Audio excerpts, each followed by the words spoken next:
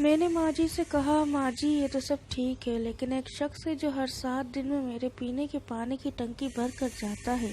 مجھے میرے دوست نے جو پہلے یہاں کام کرتا تھا اس نے بتایا کہ پہلے تو یہاں کوئی شخص پانی بھرنے نہیں آتا تھا، پھر وہ بچے جو روز رات کو آتے ہیں اور ان کے ساتھ کبھی کبھی نوجوان لڑکیاں اور کبھی عورتیں بھی ہوتی ہیں، یہ کون ہے؟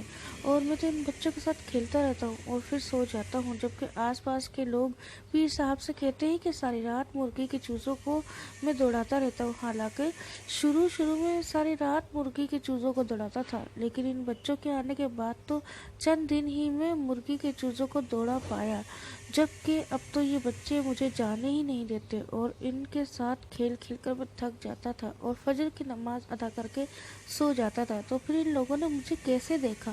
یہ کیا ماجرا ہے؟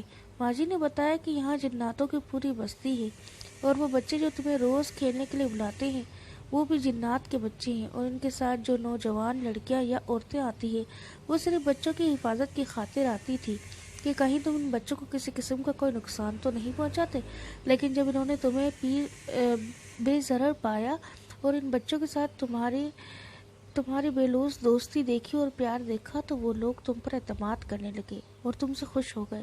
جب رات میں بچوں کے ساتھ کھیلتے تھے تو وہ جن ہی ہے جو تمہاری شکل و صورت میں مرغی کے بچوں کو پوری رات دوڑایا کرتے تھے، جنہیں آس پاس کے لوگوں نے بھی دیکھا تھا، لیکن کیونکہ وہ جن تمہاری شکل و صورت میں کام کرتے تھے لہٰذا انہوں نے ہمیں یہی بتایا کہ تمہارا نوکر پوری رات جاگ کر مرغی کے چوزوں کو دوڑاتا ہے۔ ماں جی کی باتیں سننے کے بعد میرے ذہن کے تمام الجھنیں ختم ہو گئی۔ اب میرا دل مطمئن ہو گیا تھا۔ میں ماں جی اور پیر صاحب سے اجازت لے کر اپنا روزمرہ کا کام کرنے کے لیے چلا گیا۔ دوپہر کے کھانے پر میری واپسی ہوئی اور میں نے ماں جی اور پیر صاحب اور تمام لوگوں کے ساتھ مل کر کھانا کھایا۔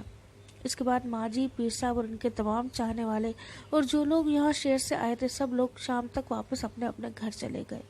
میں بھی شام تک اپنے کام سے فارغ ہو چکا تھا تو میں چارپائی پر آرام کرنے لیٹ گیا۔ تھوڑی دیر کے بعد میں اٹھا اور پولٹری فارم کا چکر لگا کر واپس اپنی جگہ پر آ گیا۔ اب رات کا پہر شروع ہو چکا تھا۔ میں بھی بہت تھک گیا تھا اور جلد ہی بستر پر سونے کے لیے لیٹ گیا، کیونکہ میں چاہوں نہ چاہوں آدھی رات کے پہر مجھے اٹھنا ہی پڑے گا اور بچوں کے ساتھ کھیلنا ہی پڑے گا۔ اسی طرح دن گزرتے گئے اور ان بچوں کے ساتھ کبھی کبھی ان کی بہنیں آتی اور کبھی ان کے گھر کے بڑے بزرگ عورتیں، لیکن کبھی انہوں نے مجھ سے کوئی کلام نہیں کیا، بس دور کھڑی ہوتی اور مجھے دیکھتی رہتی۔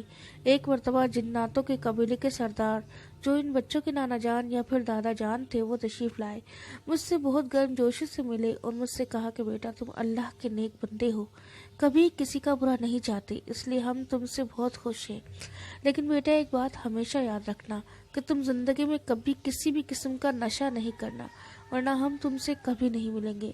میں نے ان سے وعدہ کیا اور پھر وہ چلے گئے۔ اب میں نے بے خوف و خطر پورے پولٹری فارم میں گھومتا اور جہاں تک میں نے پیر صاحب کی دی ہوئی کیلوں کی حدود بنائی تھی اس حدود سے بھی آگے نکل جاتا۔ اس حدود سے آگے ہی ایک جگہ تھی جہاں میں اکثر رفع حاجت کے لیے چلا جاتا تھا۔ وہ جگہ بہت ہی عجیب تھی اور جب میں وہاں رفع حاجت کے لیے جاتا تو مجھے وہاں عجیب ڈراؤنی آوازیں سنائی دیتی تھی، کبھی کوئی چیز اڑتی ہوئی نظر آتی تو کبھی کوئی چیز میرے پاس آ کر گرتی۔ اسی طرح کے عجیب و غریب واقعات رونما ہوتے رہتے۔ پچھلے کچھ سالوں میں میرے ساتھ ایسے عجیب و غریب واقعات ہوئے تھے کہ اب میں ان واقعات سے بالکل بھی خوفزدہ نہیں ہوتا تھا۔ ایک دن اسی طرح میں پولٹری فارم کا چکر لگا رہا تھا کہ مجھے حاجت محسوس ہوئی اور میں حدود سے آگے رفع حاجت کے لیے چلا گیا۔ ابھی میں وہاں پہنچا ہی تھا کہ مجھے آوازیں آنے لگی کہ چلا جا یہاں سے۔ میں نے پوچھا کہ تم کون ہو اور میں کیوں یہاں سے چلا جاؤں؟ میرا یہ کہنا تھا کہ ایک لڑکی میرے سامنے اچانک نمودار ہو گئی جس کی شکل بہت ہی خوفناک تھی۔ اس نے بہت ہی خوفناک آواز میں کہا کہ تو سمجھتا نہیں ہے، میں نے تجھے کئی مرتبہ یہاں رفع حاجت کرنے سے روکا اور تجھے ڈرایا تاکہ تو یہاں رفع حاجت کرنے سے باز آ، لیکن مجھے لگتا ہے کہ تو اس طرح نہیں مانے گا اور تو اپنی جان سے ہاتھ دھو دے گا۔ اگر تو آئندہ یہاں آیا تو میں تجھے جان سے مار دوں گی۔ اس کی بات سن کر میں نے کہا ٹھیک ہے تو کوشش کر لے، لیکن جب میرا اللہ چاہے گا تب ہی میں مروں گا، اس کی مرضی کے بنا کوئی کسی کو نقصان نہیں پہنچا سکتا۔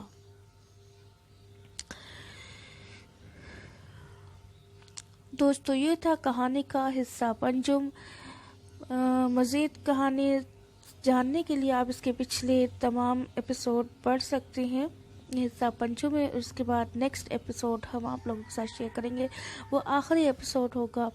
اور اسی طرح کے انٹرسٹنگ اور سچی کہانیاں اور دلچسپ واقعات جاننے کے لیے ہمارے چینل کو سبسکرائب کیجیے، ہماری ویڈیو کو لائک کریں اور شیئر کریں، اور ساتھ لگے بیل آئیکن کو ضرور پریس کیجیے تاکہ ہماری ہر نئی آنے والی ویڈیو کا نوٹیفیکیشن آپ کو سب سے پہلے ملتے ہیں نیکسٹ ویڈیو میں۔ جب تک کے لیے اللہ حافظ۔